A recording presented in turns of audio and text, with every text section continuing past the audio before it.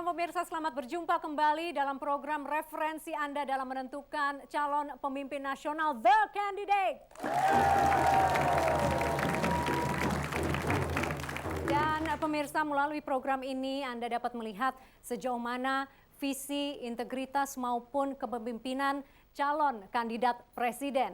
Dan kami juga undang Anda untuk berpartisipasi dan menentukan siapa calon presiden yang ingin Anda pilih pada pemilihan presiden untuk tahun 2009.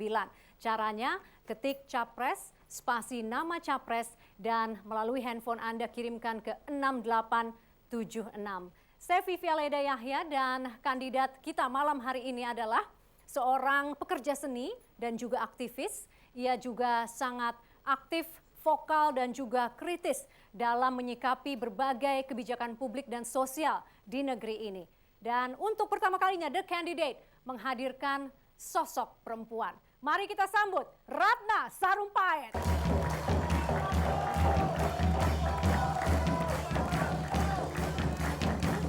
Selamat malam Mbak Ratna. Silakan di belakang podium. Anda senang dengan rebana? Itu punya saya kayaknya di. Oh, jadi pasti senang jawabannya. Mbak Ratna, apa motivasi Anda mencalonkan diri menjadi kandidat presiden? Mencari apa Anda? Pasti saya rasa secara sejarah saya tidak pernah tertarik untuk terlibat secara praktis di dunia politik.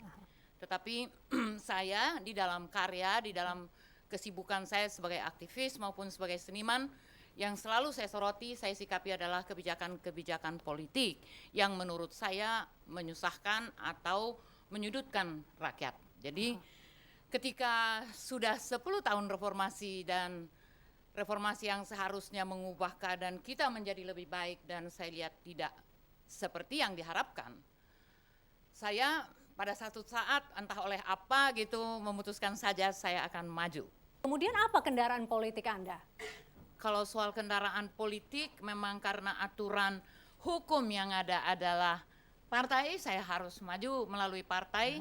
Apakah partai itu mungkin terlalu dini untuk dikatakan sekarang, karena saya harus juga menunjukkan pada partai-partai apa sikap saya, apa visi saya, apa yang betul-betul ingin saya perjuangkan. Misalnya sampai akhir deadline tidak ada partai yang melamar Anda atau mengajak Anda bergabung, apa sikap Anda? Itu memang akan sangat disayangkan, itu berarti akan membuktikan pada publik bahwa ternyata memang tidak ada partai yang suka pada orang bersih seperti saya.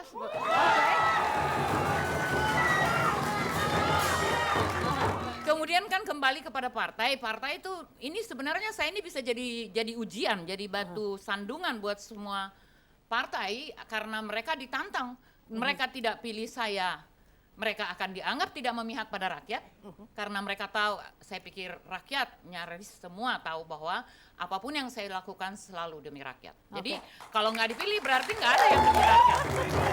Nanti Anda akan katakanlah menjadi calon presiden, calon kandidat presiden, Anda akan bertarung dengan sosok perempuan lainnya yang memang sudah besar, Ibu Megawati. Ini kan ibarat gajah lawan semut. Nah, apa respon Anda nantinya? Ya, saya pikir Ibu Megawati tenang. Kalau Ibu Megawati saya pikir dia mungkin secara pengalaman sudah lebih jauh dari saya. Itu betul. Saya pikir jam terbang dan segala macam kita lihat aja karena ini nggak semata-mata masalah jam terbang. Masalah kesadaran apa sih yang kau lakukan ketika kau diberi kesempatan memimpin sebuah negeri. Ya pemirsa, lebih jauh mengenai Ratna Sarumpait kita saksikan tayangan berikut ini. Sosok calon presiden di pemilu 2009 kian hari kian bertambah. Dari berbagai kalangan profesi bermunculan. Salah satunya Ratna Sarumpait, seniman tanah air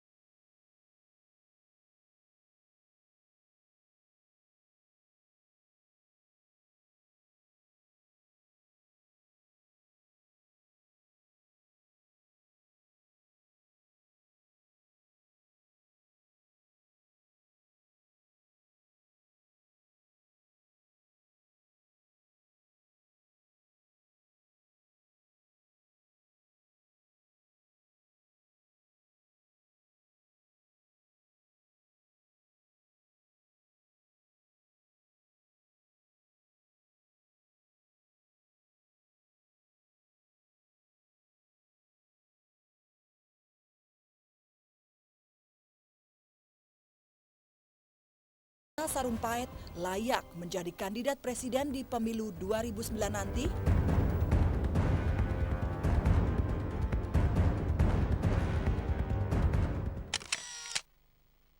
Iya.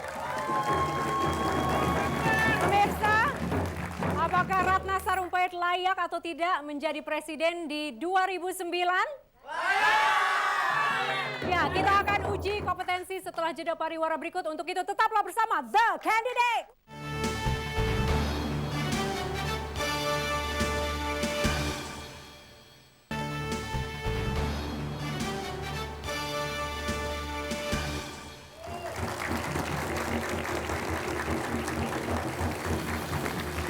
Iya, pemirsa, Anda masih menyaksikan The Candidate, program referensi Anda untuk menentukan calon pemimpin nasional. Dan kandidat kita malam hari ini adalah Ratna Sarumpait. Dan untuk menguji kompetensi, kita undang 3 panelis untuk hadir di studio. Ya, saya persilakan yang pertama, Rida Saleh. Baik, terima kasih Mbak Vivi. Saya ingin bertanya kepada Mbak Ratna yang berkaitan dengan pelanggaran HAM masa lalu ya. Sampai saat ini ada banyak kasus-kasus pelanggaran HAM masa lalu tidak pernah terungkapkan, dan selama kasus-kasus ini tidak terungkapkan, itu akan menjadi gangguan sejarah lah, saya bisa mengatakan kepada perjalanan bangsa ini. Komnas HAM sudah mengirimkan 4 berkas, di mana Komnas HAM telah secara eksplisit menyatakan terjadinya indikasi pelanggaran HAM yang berat, tetapi Kejaksaan Agung tidak menindaklanjuti itu. Dan ini membutuhkan satu kewenangan politik dari Presiden. Kalau Anda menjadi Presiden, apa yang Anda lakukan terhadap itu? Ketika kejaksaan tidak jalan, harusnya ada presiden yang bisa cepat memfollow up. Ini kenapa macet? Ada apa dengan urusan di Papua misalnya? Apakah ada masalah atau ada hubungannya dengan hal-hal lain? Ya kan? Iman Sugema, silakan Pak Iman. Oke, Bu Ratna ya. Indonesia kan terkenal dengan negara yang kaya raya dengan sumber daya alam. Tetapi kita tahu bahwa ada sekitar 35 juta orang yang miskin, dan itu pun pakai standar Indonesia. Tapi kalau pakai standar $2 per hari, ada 100 juta orang yang miskin. Kemudian ada sekitar 9 juta orang yang menganggur permanen.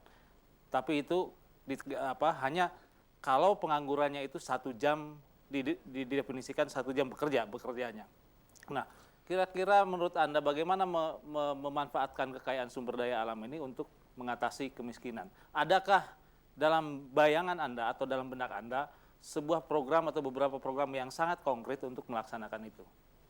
Oke, sebenarnya kalau kita bicara kondisi perekonomian yang sebenarnya dampaknya kemudian ke budaya, sosial, kemiskinan, ada 2 hal yang tidak dilakukan dengan benar. Ada ketergantungan pada asing ini seharusnya tidak boleh dilakukan. Kita harus dengan mandiri, dengan tegas mengatakan bahwa kami, misalnya kayak hutang.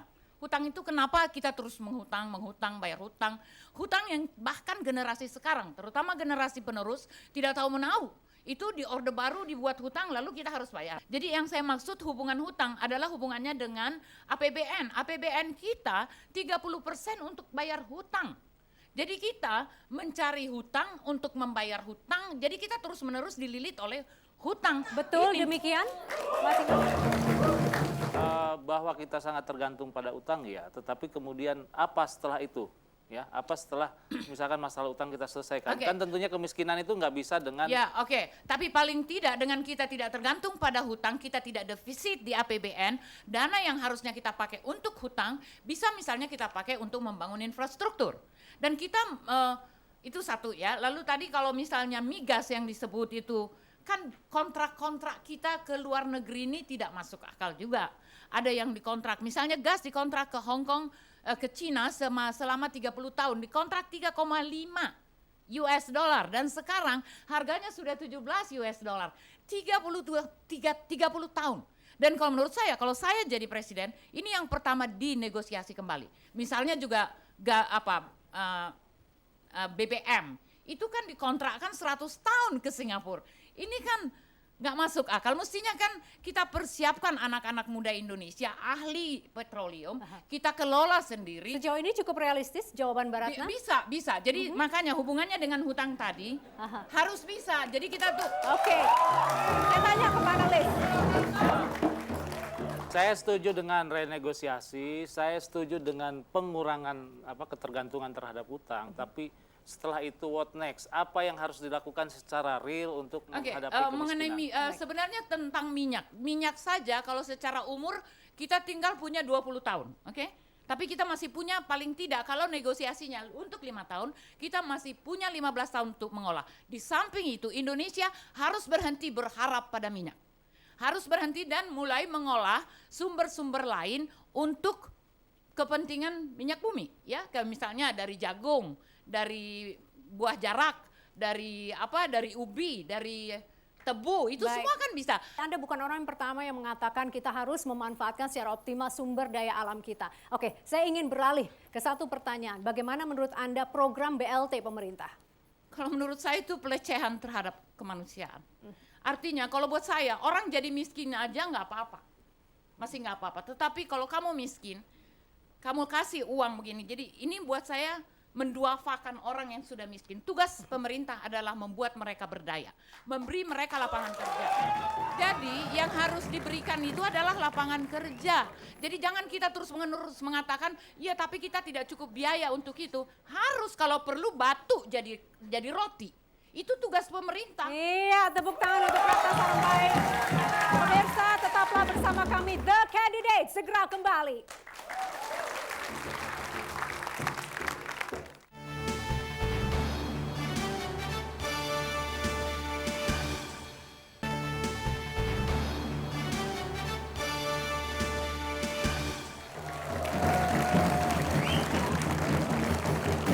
Ya, pemirsa, Anda masih menyaksikan The Candidate, program referensi Anda dalam menentukan pemimpin nasional. Dan kandidat kita malam hari ini adalah Ratna Sarumpait. Kembali kita akan menguji kandidat kita malam hari ini melalui uji visual berikut ini. Rancangan undang-undang pornografi sampai 2 tahun terakhir ini nyaris tersimpan di laci Pansus DPR. Tidak ada kabar apakah akan dicabut atau pembahasannya akan dilanjutkan. Ketidakjelasan ini menyusul aksi kontra dari aktivis pekerja seni yang merasa produk undang-undang tersebut hanya akan membelenggu kreativitas seniman. Alasan lain, pasal tentang pornografi sudah terakomodasi dalam Kitab Undang-Undang Hukum Pidana. Haruskah undang-undang ini diteruskan atau dicabut sekalian? Dan bagaimanakah mengakomodasi dua kubu, baik yang pro dan kontra, terhadap rancangan undang-undang anti pornografi ini? Iya, Mbak Ratna, kalau Anda jadi presiden, apa yang akan Anda lakukan terhadap RUU APP? Oke, pornografi itu satu hal ya, satu persoalan yang harus kita atasi. Jadi ada kecenderungan menganggap saya mendukung pornografi hanya karena saya menolak undang-undangnya. Saya menolak undang-undangnya karena undang-undang itu menurut saya akan mematikan proses dewasa manusia. Manusia ini, kita sebagai manusia, sebagai masyarakat yang beragama, kita ada Alkitab, ada Al-Quran yang menuntun kita. Jadi tidak perlu undang-undang. Sebab kalau undang-undang yang akan mendidik kita punya moral, kita itu namanya pembangunan moral secara mekanis. Di situ orang tua nggak ada gunanya lagi, kasihanlah orang tua itu. Para ulama juga jadi nggak ada gunanya lagi, pendeta nggak ada gunanya lagi. Saya juga heran, kenapa justru ulama yang menentang saya waktu itu? Padahal sebenarnya yang sedang dilecehkan oleh gagasan undang-undang itu justru ulama dianggap tak berdaya, ya kan?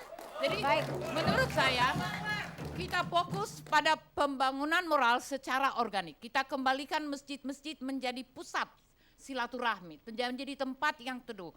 Beragama itu harus dididik dari rumah. Mbak Ratna, jadi jika Anda jadi presiden, tidak ada undang-undang APP ya? Enggak, tetap. Oke. Ya. Mas Rida, Anda setuju dengan argumentasi Saya Mbak Ratna? ingin meminta klarifikasi ya. Pada tahun 2006 Anda salah satu tokoh yang menentang RUU APP ini ya. Posisi Anda tentu sebagai kelompok yang memiliki kebebasan untuk menyampaikan pendapat dan mengkritik ya. Tapi pada saat Anda presiden tentu tidak seperti itu ya. Posisi Anda sebagai pemimpin negara yang harus mengakomodir semua kepentingan. Anda tahu persis bahwa sebenarnya yang memprotes yang mendukung RUU APP ini cukup besar ya, kelompok yang cukup besar, dan saya beberapa kali membaca pernyataan-pernyataan mereka mengatakan bahwa saat ini ya sudah terjadi liberalisasi terhadap diri manusia. Pak Rida, Bagaimana tapi Anda masuk secara akal tidak ideologi? argumentasi Mbak Ratna tadi? Saya belum menangkap yang konkret dari Mbak Ratna soal kenapa dia Apa yang menentang. konkret yang belum Oke, ditangkap? yang belum, saya ya. nangkap maksudnya. Jadi Ya. di satu sisi saya berharap betul jangan merusak pola-pola pembangunan moral yang organik, itu satu. Lalu kedua, di lain pihak dia juga melanggar karena ada kecenderungan menggunakan berangkat dari idiom atau medium dari agama tertentu. Itu jadi juga membunuh kemungkinan agama lain dengan budayanya menjadi punya kemerdekaan. Itu salah satu yang menurut saya berbahaya dan itu menyangkut Pancasila. Baik, kita berikan sambutan yang meriah untuk Ratna Sarumpait.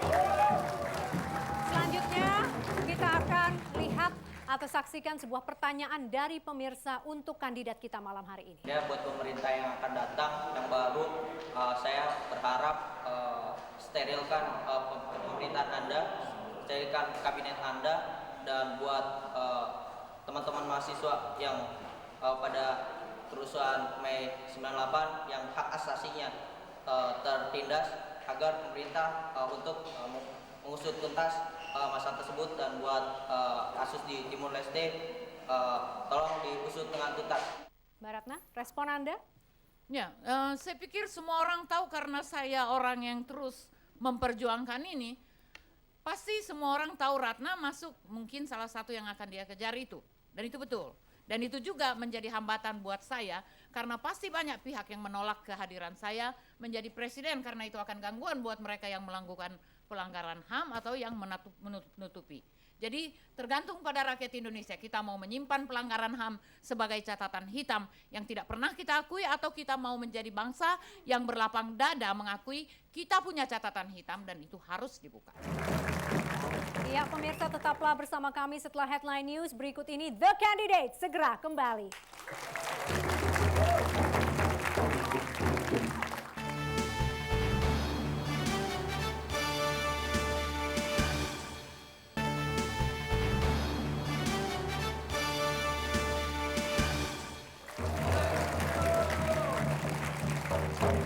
Iya, pemirsa, Anda masih menyaksikan The Candidate, program referensi Anda untuk menentukan pemimpin nasional, dan kandidat kita malam hari ini adalah Ratna Sarumpait. Kembali saya persilakan kepada Sonia Wibisono. Ya, Ibu Ratna Sarumpait, Ibu menyatakan diri sebagai anti undang-undang anti pornografi. Jadi Anda menentang, kemudian juga Anda sebagai penulis karya terbarunya Prostitusi dan Presiden. Di mana kalau anti pornografi itu tidak digalakkan, maka akan banyak terjadi prostitusi. Seperti sekarang sekali banyak prostitusi di dalam negeri dan juga di luar negeri. Banyak sekali prostitut import ya, dari Rusia, dari mana, semua di sini merajalela. Dan juga penggunanya seperti mungkin presiden kita yang pertama juga banyak sekali gitu ya wanitanya. Gitu. Jadi apa pendapat Anda sebagai presiden yang akan datang bahwa RUU APP ini bagaimana, apakah mau dihilangkan sama sekali atau mau dirombak sedikit sehingga dimodifikasi lebih sedikit mengekang tapi tidak terlalu membebaskan, atau bagaimana? Saya orang yang percaya kepada pergerakan budaya ya. Cultural approach itu selalu lebih ampuh asal kita serius. Jadi kalau kita mau mengatakan bangsa kita bangsa yang bermoral, itu yang harus dikejar. Jadi prostitusi itu tidak ada hubungannya dengan undang-undang kalau menurut saya. Prostitusi itu berangkat dari kemiskinan. Saya sudah melakukan perjalanan ke hampir seluruh Indonesia membuat penelitian tentang perdagangan anak. Ini semata-mata karena adanya kesalahan dalam pembangunan moral dan terutama karena kemiskinan. Tapi Mbak Ratna, tidak hanya soal kemiskinan, karena di negara maju, negara Skandinavia yang luar biasa kaya, prostitusi juga masih Ya banyak. memang justru itu, ini memang menjadi skandal dan sindikatnya itu termasuk negara-negara yang berteriak-teriak. Ini perdagangan anak. Jadi kita ribut tentang pornografi, ribut tentang pelacuran, tapi kita lupa, tidak pernah ada yang ribut, kelompok-kelompok yang ribut tentang RUU APP tidak pernah meributkan perdagangan Oke, anak. bagaimana anak langkah republik konkret ini di Mbak negara Ratna, yang beragama bagaimana gila melindungi diperdagangkan. anak-anak di Indonesia? Bagaimana Mbak Ratna nanti akan melindungi mereka? Ya cara melindunginya ya ini hukum harus ditegakkan. Kita Indonesia ini sebenarnya tidak kekurangan undang-undang, tapi penegakan hukumnya tidak dilakukan Dan juga dengan benar. terkait dana mau diambil dari mana? Dana untuk apa? Maksudnya Untuk kita sah melindungi aja. anak-anak kita, mensejahterakan semua anak Indonesia sehingga tidak ada Ya alasan bagi itulah, mereka tadi untuk kan saya sudah jalan-jalan di bilang jalan. kita berhentilah berhutang gitu loh. Hutang yang tidak dibuat oleh generasi ini jangan mau dibayar supaya ada dana untuk membiayai kehidupan masyarakat. Tapi kalau Mbak Ratna nanti menjadi presiden, Mbak masih akan mewarisi hutang masa lalu loh Mbak. Ya makanya kalau saya nggak mau. Ini dulu ya, jangan dimitoskan seolah-olah IMF, WTO dan World Bank itu jangan dianggap bahwa apapun kata mereka kita harus nurut. Buktinya kita ngutang dari mereka, tidak ada investor masuk ke sini. Kita masih belum melakukan banyak hal. Banyak sekali persoalan yang membuat kita tidak bangkit, kita tidak mandiri sebagai bangsa. Kita kehilangan jati diri kita kehilangan harkat kita. Itu yang perlu dilawan dulu. Ya, silakan. Ya, mungkin pertanyaan lagi sebagai sisi kesehatan, ingin menanya, kalau pekerja seni itu biasanya kebanyakan merokok. Apakah Ibu Ratna merokok? Merokok. Merokok. Bagaimana tanggapan Tapi sehat Ibu kok. terhadap berapa pendapat Ibu tentang merokok itu yang sangat merugikan negara, bahwa negara itu membuang banyak uang sekali untuk kanker paru-paru, penyakit pernafasan, TBC, terutama sekarang TBC, obat-obat semua yang ada di Indonesia itu dikatakan sudah resisten kalau menurut penelitian di Filipina, di negara-negara lain resisten terhadap TBC, sedangkan banyak sekali hampir 3/4 penduduk Indonesia menderita TBC, dan juga salah satunya dikarenakan merokok itu gitu. Bagaimana tanggapan Ibu? Kita jangan double standard. Indonesia ini masih dibiayai oleh pajak dari rokok. Itu pasti ya, tapi tidak berarti aku menganjurkan wahai rakyat Indonesia merokoklah sebanyak-banyaknya supaya kita sebanyak-banyaknya dapat pajak dari rokok. Enggak, saya nggak mengatakan itu. Tetap merokok itu melanggar kesehatan. Tapi rokok itu sama sekali tidak ada untungnya buat tubuh kita, malah akan merusak karena Memang, semuanya isinya jadi racun. itu sudah benar ya. Jadi kalau sebagai pemerintah dia nggak punya pilihan sekarang kecuali kita ini sudah kaya, makanya hutang tuh stop. Tapi kita deal dengan uang asing. rokok bisa dibelikan buah-buahan, sayur-sayuran Nah, yang itu cukup untuk Mbak anak melihat- kecil. Enggak. Yang bagus untuk anak kecil. Dengerin Rokok dulu. mahal, rokok Jadi satu gini ya, batang itu kita 10.000. melihat persoalan itu jangan dari skop yang kecil. Secara apa yang Anda katakan saya setuju sekali. Tapi kesehatan itu bukanlah skop yang kecil, karena biaya termahal adalah juga kesehatan yang tidak turun-turun, padahal banyak sekali orang penyakitan. Mbak, tapi bukan tidak hanya berobat. itu Mbak, masalah kesehatan kita bukan hanya itu. Kalau kita bicara kesehatan, sudah beres belum semua puskesmas itu? Puskesmas nggak ditunggui dokter, itu masalah. Puskesmas nggak ada laboratorium, itu masalah. Dokter nggak jagain. Kalau menurut saya justru persoalan kita nih sebagai pemerintah, misalnya itu baliho. Kenapa menteri pakai baliho? Masa menteri memimpin kesehatan melalui baliho? Mbak Itu Sonia kan puas bisa dengan dipakai untuk jawaban hal lain. Mbak Ratna? Enggak sih, saya tetap Enggak Mbak, mengacu aku bahwa- tetap mengatakan kepada kalau aku dikasih kesempatan memimpin republik ini, aku akan tetap mengatakan berhenti merokok karena itu tidak sehat. mungkin saya setuju dengan Mbak Ratna, tapi mungkin kalau saya boleh sarankan, bagaimana kalau Mbak Ratna juga berhenti merokok, sehingga juga memberikan contoh yang baik bagi masyarakat. Kalau saya ini memang, saya nggak mau munafik jadi orang, saya memang merokok, tapi saya tidak merokok di depan publik. Ya, Sebenarnya secara kesehatan juga biarlah hak saya menentukan apakah saya mati besok atau lusa. Itu kan Tuhan yang nentuin. Saya terima kasih dinasihati, tapi udah kebal. Tapi sebagai presiden Anda adalah contoh bagi masyarakat. Apa yang Anda lakukan? Saya tidak akan merokok. Atas Ibu Sonia. Tapi enggak, yang saya ingin katakan, mari kita bicara yang lebih substansial. Kesehatan rakyat kecil, kesehatan ibu-ibu, mengurangi Baik. kematian, ibu-ibu yang melahirkan, kelahiran anak-anak yang mati, buat saya lebih signifikan. Walaupun saya setuju banget, saya tidak akan ngerokok. Saya setuju Iya, sama dia. pemirsa tetaplah bersama kami. The Candidate segera kembali.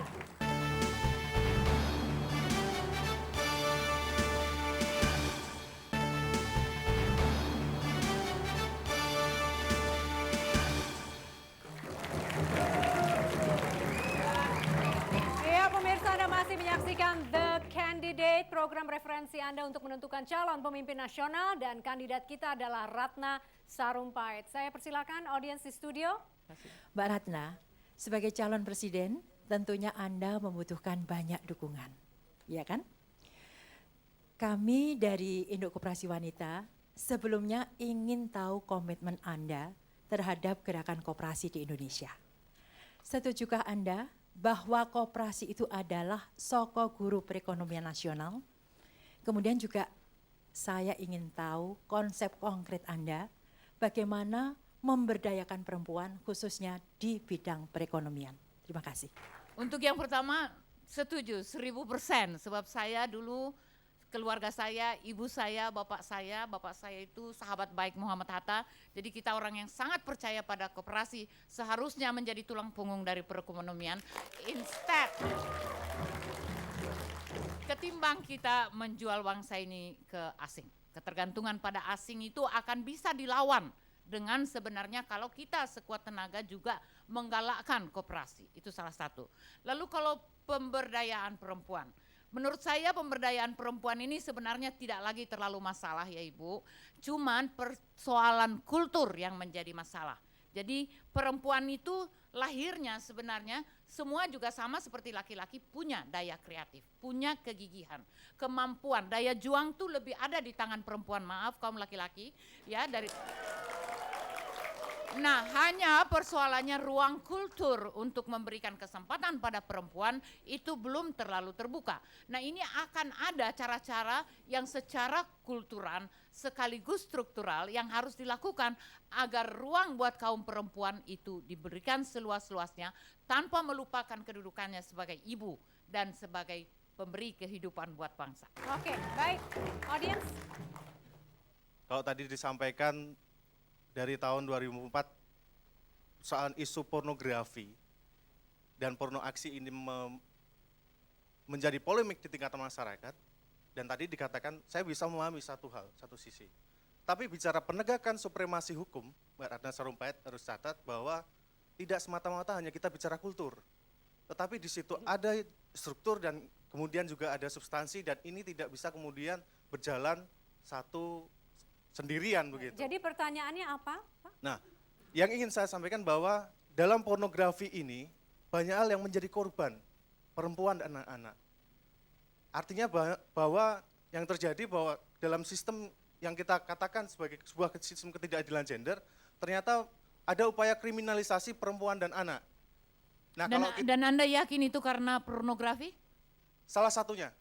Dan banyak kasus yang kami dampingi itu berangkatnya dari bicara tentang pornografi. Ini real pengakuan. Bisa saya dijelaskan pada saya apa pornografi yang Anda maksud? Pornografi, Enggak, apa itu pornografi? Enggak, sebab ada salah pengertian. Pornografi itu beda dengan orang selalu menganggap buka baju itu pornografi. Itu bukan pornografi. Pornografi itu produk. Oke, bicara definisi memang pada saat Enggak, ini. itu produk bukan definisi. Oke, Benda itu. Oke. Baik, bisa lebih konkret pertanyaannya? Banyak hal. Ini Satu taruhlah hal kita saja, wujudkan satu hal saja, pada kita satu tidak ada kasus waktu untuk bahwa banyak hal. banyak korban yang kita alami ini karena terkait dengan peredaran VCD porno. Baik, oke. Nah, Itu maksudnya ini ya. yang kemudian Ini oke. Terima kasih, saya udah nangkap poinnya. Jadi terkait penegakan poin hukum ya pokok kan? terkait dengan kekerasan seksual terhadap anak, Mbak. Jadi tolong kemudian Anda Iya. memberikan penyikapan. Nah, tadi Di saya sudah Undang-Undang Perlindungan Anak belum disebutkan terkait dengan persoalan pornografi. Nah, makanya kemudian bagaimana kemudian kita menyikapi anak yang kemudian Kita sudah tangkap maksudnya. Betul. Ya, Terima udah kasih nangkap. atas Saya udah nangkap, oke? Terima pertanyaannya. kasih. Jadi tadi sebenarnya saya sudah katakan undang-undang di dalam undang-undang kita itu di dalam undang-undang pidana di banyak undang-undang sebenarnya termasuk undang-undang sensor film yang kemarin tetap mau dipertahankan, lalu undang-undang penerbitan, undang-undang penyiaran, itu semua sudah melindungi seharusnya tidak ada pornografi kecuali melalui internet. Itu pun sudah coba dibatasi tapi internet masih nggak mungkin ya. Jadi tadi saya sudah katakan kan penegakan hukum.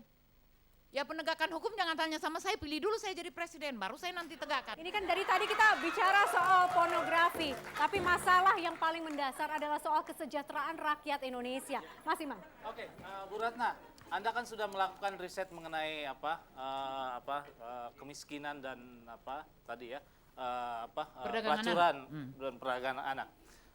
Menurut Anda ya, apa hal yang konkret supaya ya para pelacur itu bisa pindah profesi ya sehingga dia tidak melacur lagi? Nah ini pertanyaan yang sangat keliru menurut saya. Sangat keliru. Kenapa ya. keliru, Mbak Jadi yang harus dipertanyakan bagaimana menghentikan perdagangan anak dulu. Ya karena saya hampir yakin kalau perdagangan anak bisa dihentikan, perdagangan seks ya underage sex trafficking itu bisa dihentikan. Sebenarnya sebagian besar dari persoalan pelacuran sudah selesai. Oke, baik, Sama tepuk sekali. tangan untuk Ratna Sarumpait. Ya pemirsa, tetaplah bersama kami, The Candidate, segera kembali.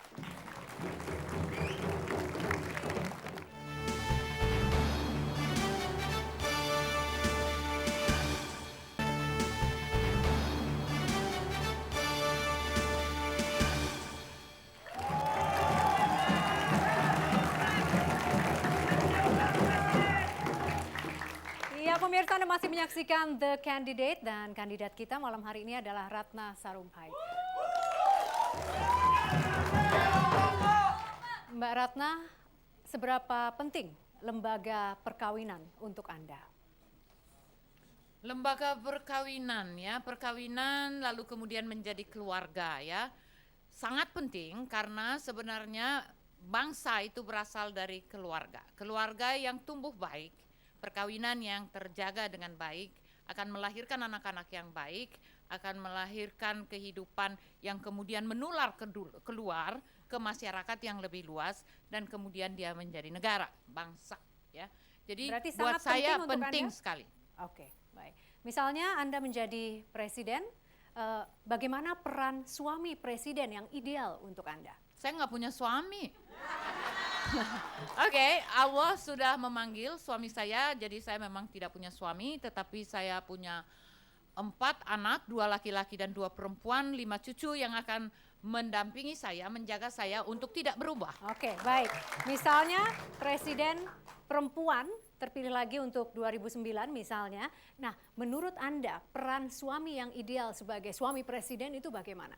Loh, saya kan nggak punya suami. Tapi misalnya menurut Anda yang ideal gambarannya seperti apa? Oke, contohnya Anda sekarang pernah Tapi melihat... Anda tidak sedang menyuruh saya bersuami lagi kan? Tidak. Itu bukan hak saya, itu bukan hak saya. Oke, yang Oke, ideal, kalau menurut gambaran saya, ideal. kalau perempuan menjadi presiden, dia sebaiknya lebih dulu punya kemampuan memimpin suaminya untuk tidak ikut campur urusan negara. Memimpin sama dengan mendominasi. No, memimpin paling tidak mengatakan I am the president, bukan Anda. Jadi Anda di jauh-jauh saja, yang penting Anda lihat saya cantik di tempat tidur kita bertemu. Tapi urusan negara adalah urusan saya. Oke, baik. Urusan negara adalah urusan saya. Tadi Mbak Ratna juga sudah berjanji dalam acara ini untuk berhenti merokok. Kita catat itu, ya. Oke. Baik, Mbak Ratna Sarumpait, terima kasih telah hadir dalam The Candidate. Ya pemirsa, demikian The Candidate untuk malam hari ini. Terima kasih atas perhatian Anda. Dan pemirsa jangan lupa untuk berpartisipasi untuk menentukan siapa calon presiden yang akan Anda pilih pada pemilihan presiden untuk 2009. Hasilnya akan kita umumkan pekan depan hingga pelaksanaan pemilihan presiden untuk 2009. Saya Vivi Aleda Yahya, sampai jumpa.